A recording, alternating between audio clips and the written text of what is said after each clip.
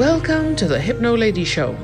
I'm Maureen Pisani, your host, and here we will discuss all sorts of topics regarding life, its problems, complementary modalities that help, and what to do to empower yourself on a daily basis. We will discuss all kinds of modalities and how and why they give you results and what you can do to have a better today every day. As we go through episode by episode, I will be discussing all kinds of topics, but remember, I will never highlight a problem without offering you a solution. So make sure you listen all the way. Fair? Ready? Good. Let's go. Hello and welcome to the Hypnolady show, and I am Maureen Pisani, your host. Today, we are going to talk about study habits. So whether you're middle school, high school, college, or post-grad, study habits are going to make things so much easier for you.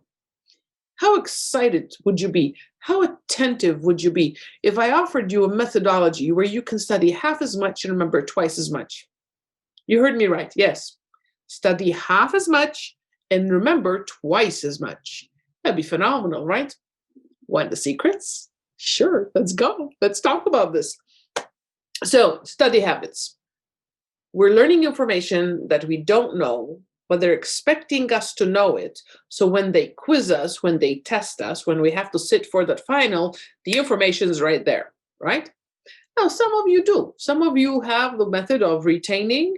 I call it full retention, instant recall. So the second you think of it, it pops up. But I have others who are like, yeah, I'm fine during regular days. But the second they say quiz or pop quiz or test or final or SAT or ACT or LSAT or MCAT or whatever else, I blank out. If you're one of those, I can help you. So let's start it one step at a time. Study habits. You know that you've started learning, right? From the moment you had enough cognition, you started connecting. So there's a theory that says that regardless of what you achieve in your entire life, if you have 16 PhDs, you will still not learn more than you did in the first 5 years of your life. Think about it. We had to identify every single item we saw. We had to give it a name. We had to know what its purpose was. We had to conquer language or languages. We had to identify who the people around us were, what kind of relationship we had with them, what kind of relationship they had, what kind of was going on in the house. The first 5 years are where we upload so much information into our brain that never, ever do we learn as much as those 5 years, which means you know how to learn, which means you know how to retain, which means you know how to recall. The only twist here is that when you are growing up, and it happens to all of us, people tell you, oh, Maureen's really good at that. And it goes in. Oh, Maureen, don't give math to Maureen. you won't do it right. So we have things that I know I am good in, and I also know what I am bad in. By the way, how do I know I'm bad? Because they told me. How do I know that I'm really good with creativity, but I'm really bad with spatial expectation, or how much of this food is going to fit into how many Tupperware containers? I have no idea. It's a guess every single day. So I know because they told me. And guess what? Because they told me, I continue to be bad at it, or was I bad at it and they noticed? Chicken and the egg kind of thing, right? But now, when it comes to how we're sitting here as adolescents, adults, and I want to really do good on my tests and I want to pass my exams, if I peel all the layers down, I come down to the foundation of self-identity, which has self-esteem, self-confidence, and self-worth. Self-esteem. Do I deserve it? If I don't think inside the deepest level of me, if I don't think that I deserve to pass, no deal. Self-confidence. Can I do it? If I've had all the years behind me, oh, she's not good at this, or she's not good at that. Can I do it? It's going to be wavy. It's going to be a little, like not unsure. Like, can I seriously? Will I? No, I can't do that. No. It's done. If self-worth, I don't believe in me enough to say, you know what? I deserve to achieve it. I am worthy of this new upgrade, of this new certification, of this new diploma, of this new degree. I won't do it. That's a very basic foundation. Now, When we get there, by the way, yes, I can help you, of course. So reach out to me. That's not a problem because my goal is to help you thrive. That's again the name of the company, Pro Thrive. Existing, mediocre, yeah, no, we thrive. On a 0 to 10, I am looking to have you live at a 9.9. Now, if you're happy with a 9.2, I'm okay with that. But my goal is 9.9. And it's not a 10 because we're human and we're failed. We're deemed. It's not a 10 because we are deemed to at some point fall flat on our face because we're human. It's going to happen. So, what can we do with study habits? So, how many of you have found yourselves reading, or you claim to be reading, and your eyes are going, right? And you're going side to side, line to line, word by word. And then you realize that your eyes are looking at words, but nothing's making it home. Nothing is making it into your brain. Your eyes are scanning the words, and you're scanning, and nothing is going in. That is when we need to make some changes. You know, because it's happened to me, how many times were you sent to your room, study, and don't come out until you get it? Well, there's a limit. If we had to think of our minds as 24-ounce cups, and we poured water, and I poured 24 ounces exactly, the cup would be full, right? What if I poured 24 ounces and one drop? That one drop would overflow, right? Each of us has a capacity. When we hit that capacity, nothing else goes in. When we reach that capacity and nothing else goes in, we are just wasting our time. It's as simple as that. So here's a secret. 16 minutes. If we do a study of an hour, in 16 minutes, the first 16, your mind will be appreciating and accepting and uploading information. 16 minutes and 2 seconds, you're done. You're just scanning words. If you sit there for an entire 60 minutes, you only have technically studied 16 minutes. The rest, wasted. So here's my advice to you.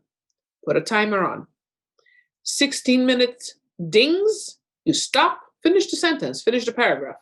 Stop, walk around, go up and down a flight of stairs, go have a glass of milk, do some jumping jacks, do a couple of deep breaths, go to the bathroom, come back, 2 minutes. I'm not talking about a 20-minute break here, okay? 2 minutes. Come back, another 16-minute block. Again, now your mind will take in 16 more minutes. The timer goes off, you stop, you go do your little jig, you go, you run, you sprint, you hop, you skip, do whatever you need to, break state. We have to get out of that here. Then, in 2 minutes, come back. What happens? In 1 hour, the old method would have had you upload information for 16 minutes. This method I'm introducing to you today is going to help you upload for 48 minutes. Better, right? So, why is it important? Because you don't have time to waste. Now, we're going to talk about how we're going to make this part of you. We need to know how to upload and we need to know how to retrieve. So, we have, as you've heard before, the 5 senses. 3 of them, sight, hearing, and touch, are the primary senses that we upload information into our brain. So, if I had to ask you, how would you describe a bell? And I have one of the episodes over there already shared. How do you describe a bell? Look it up. It'll tell you which sense you use the most. If you describe the bell as a shape, it's shiny, and sometimes it's ceramic with a lot of art on it, or sometimes it's matte because it's clay, then it's very visual. If you tell me sometimes they're crystal and they're delicate, but sometimes they're brass and copper and they're harder, then it's kinesthetic. If you tell me that the bell is there to make a sound, then you're auditory, hearing. According to how you do this, as you're reading now, once you find out, by the way, if you have questions, let me know. Once you find out which sense takes up the first, imagine the filing cabinet with the 3 drawers.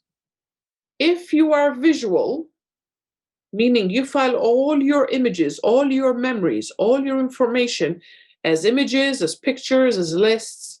You're going to look up top left corner. If you file everything on auditory, on sound, and you need to find words, conversations, and phrases, you look left ear level. Just go over there. The words are there.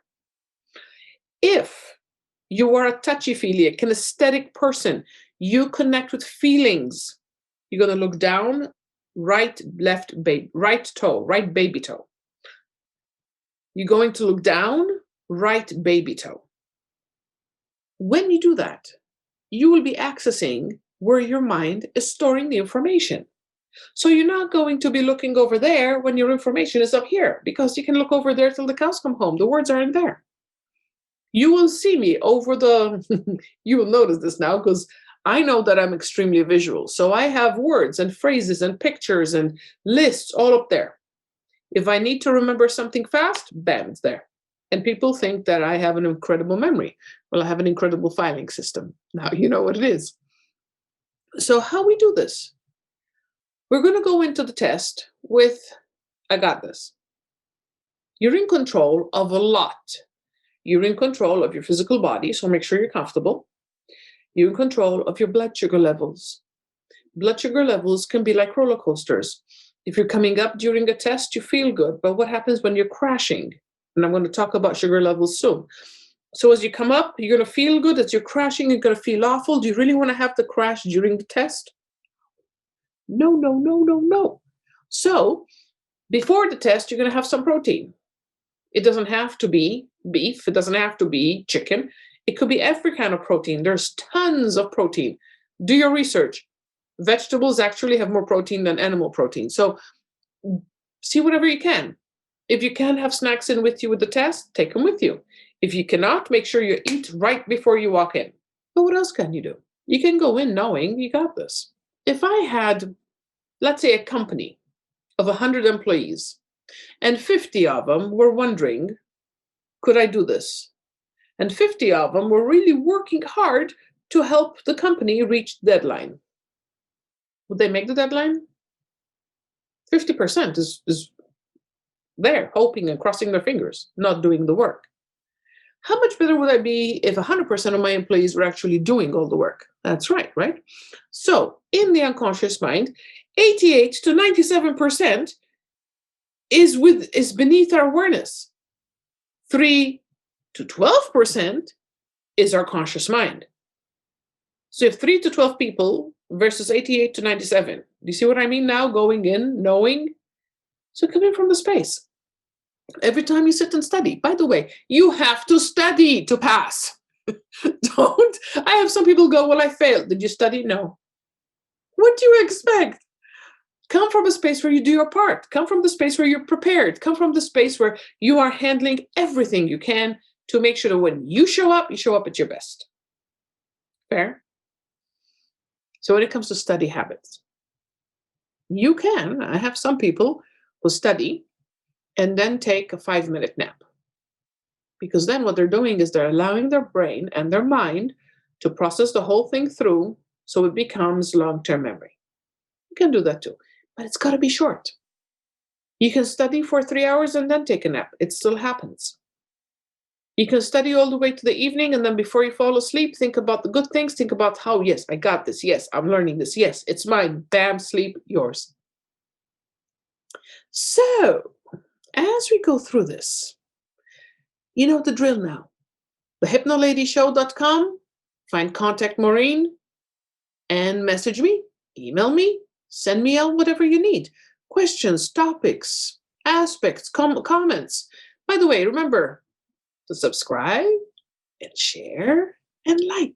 How cool would it be if somebody in your life watches this or listens to this podcast and aces their test? They would think the world of you. So, from my end, continue to shine brightly and continue to be blessed. Bye-bye. It's been great having you with me. If you're interested in getting daily updates, just subscribe to this podcast, in which case it will pop up every single day for you to listen to. If you'd like me to bring up a certain topic or answer specific questions, reach out to me at thehypnoladyshow.com. Find Contact Maureen and send it over. Thank you for joining me. I really, truly appreciate you. If you enjoyed what's been shared today, feel free to subscribe, like, and share with your friends. That's it for me.